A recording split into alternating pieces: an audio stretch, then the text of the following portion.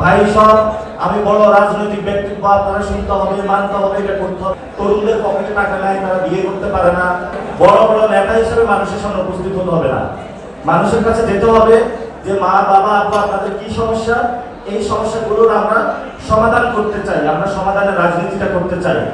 আমরা আপনারা যাবেন যে অনেক বৃদ্ধ বাবা মা যারা চিকিৎসার অভাবে অনেক কষ্টে আছে, তরুণদের পকেটে টাকা নাই, তারা বিয়ে করতে পারে না, তাদের মেন্টাল হেলথের সমস্যা হচ্ছে এবং তরুণরা একটা ফ্রাস্ট্রেশনের মধ্যে দিয়ে চলে যাচ্ছে, অথচ বাংলাদেশের 50% হলো তরুণ।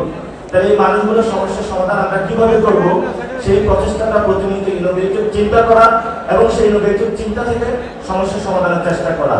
এখন এই সমস্যার সমাধানের চেষ্টা করতে গিয়ে যদি আপনারা উপস্থিত হন, ভাই সব আমি বড় রাজনৈতিক ব্যক্তিত্ব, আপনারা শুনতে হবে, মানতে হবে, এটা করতে হবে, এগুলো করলে হবে না। আপনার একটা সফট ক্যারেক্টার ক্রিয়েট করতে হবে। দ্বিতীয় যে বিষয়টা সেটা হলো সার্ভিং দ্য পিপল। আমরা পাওয়ার পলিটিক্স করি না, আমরা হলো মানুষকে সেবার রাজনীতি করব, মানুষের কাছে যাব, তাদেরকে সেবা দিব, সেই সেবার মধ্য দিয়ে মানুষ আমাদেরকে ভোট দিবে, যে ভোটকে ক্যারি করে নিয়ে আমরা সংসদে যাব এবং স্টেট থেকে মানুষের যে সমস্যাগুলো রয়েছে সেগুলো আমরা সমস্যার সমাধান করব। এটা হলো আমাদের প্রতিনিয়ত কাজ। এখন তরুণদের সামনে বড় একটা সমস্যা রয়েছে, সেটা হলো পুরো বাংলাদেশের যে সমস্যা, সেটা হলো দুর্নীতি।